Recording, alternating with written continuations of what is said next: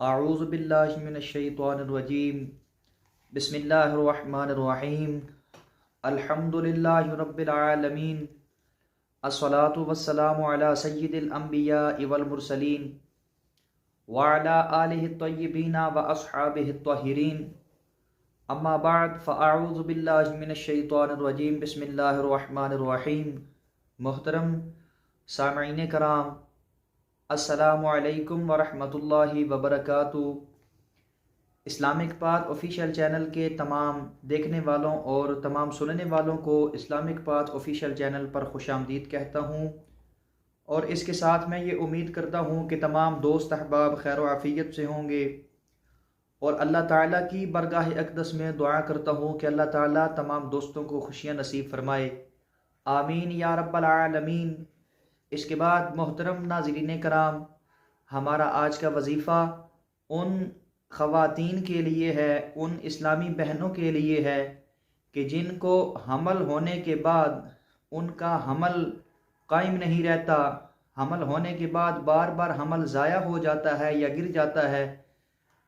तो उन इस्लामी बहनों से गुजारिश है कि हमारे आज की इस वीडियो को शुरू से लेकर आखिर तक देखें और हमारे आज के इस वजीफ़ा पर अमल करें, तो इंशाअल्लाह ताला हमारे इस वजीफ़ा की बरकत के सदके आपका बच्चा सेहत और तंदुरुस्ती से पैदा होगा। तो नाजरीन, इसके बाद अगर आप हमारे इस चैनल इस्लामिक पाथ ऑफिशियल पर नए हैं तो हमारे इस चैनल को सब्सक्राइब ज़रूर कर दें, और इसके साथ एक घंटी या बेल आइकन बनकर आएगा, उस पर ज़रूर क्लिक कर दें। उस पर क्लिक करने का आपको फ़ायदा ये होगा कि हम जब भी अपनी कोई नई वीडियो अपलोड करेंगे वो आपके पास आसानी से पहुंच जाएगी।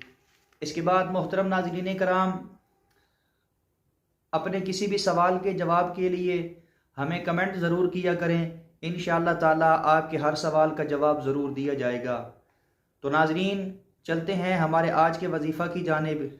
तो जैसा कि हमने आपको शुरू में बताया है कि हमारा आज का वजीफ़ा उन ख़वातीन के लिए है कि जिनको हमल होने के बाद उनका हमल कायम नहीं रहता और गिर जाता है। तो हमारा ये आज का वजीफ़ा इंतहाई पुरअसर वजीफ़ा है।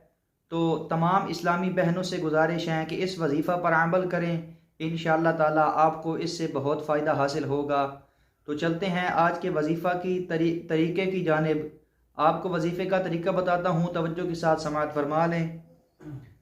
अगर सूरतुल हुजुरात को बावुज़ू लिख कर, सूरतुल हुजुरात इसको बावुज़ू लिख कर मोम जामा करके हामला औरत के गले में तावीज़ बांध दिया जाए, तो इंशाअल्लाह ताला अल्लाह रब्बुल इज़्ज़त के हुक्म से हमल कायम रहेगा और आपका बच्चा सेहत व तंदुरुस्ती के साथ पैदा होगा। एक दफ़ा फिर वजीफ़े का तरीका बयान करता हूँ, तवज्जो के साथ समाअत फरमा लें।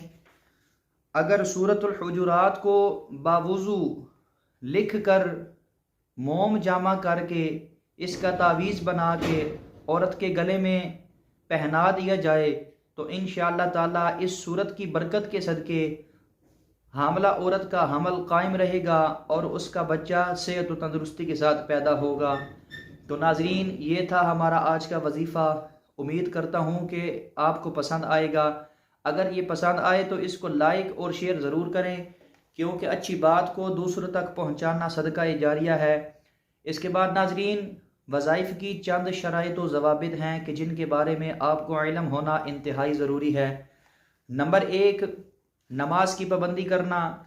नाजरीन, जो शख्स नमाज की पाबंदी नहीं करता वो कभी अपने वजीफ़ा में कामयाबी हासिल नहीं कर सकता। इसके बाद बुरे कामों से इज्तनाब करना, क्योंकि बुरे कामों से रूहानियत को नुकसान पहुँचता है और आपके तमाम वज़ाइफ़ बेअसर रहते हैं। इसके बाद रिज़्क़ हलाल का अहतमाम करना, क्योंकि हराम रिज़्क़ अमल के असर को ज़ाया कर देता है। इसके बाद हर अमल या वजीफ़ा को अल्लाह रब्बुल इज़्ज़त की रज़ा की खातिर करना, क्योंकि हो सकता है कि आप अपने किसी वजीफ़ा में कामयाबी हासिल ना कर सकें, तो उस सूरत में परेशान होने की बजाय अल्लाह ताला की रज़ा को अपनी रज़ा माने, क्योंकि अल्लाह रब्बुल इज़्ज़त हमेशा वही काम करते हैं जो हमारे हक़ में बेहतर होता है। इसके बाद नाज़रीन, आखिर में अल्लाह रब्बुल इज़्ज़त की बरगाह अक़दस में दुआ है कि अल्लाह ताला हम सब को नेक आमाल करने की तौफीक अता फ़रमाए, हम सब को नेक आमाल करने की तौफीक अता फ़रमाए और हम सब को बुरे कामों से बचने की तौफीक अता फ़रमाए। आमीन या रब्बल आलमीन। व आखिरु दावाना अनिल हम्दुलिल्लाहि रब्बिल आलमीन।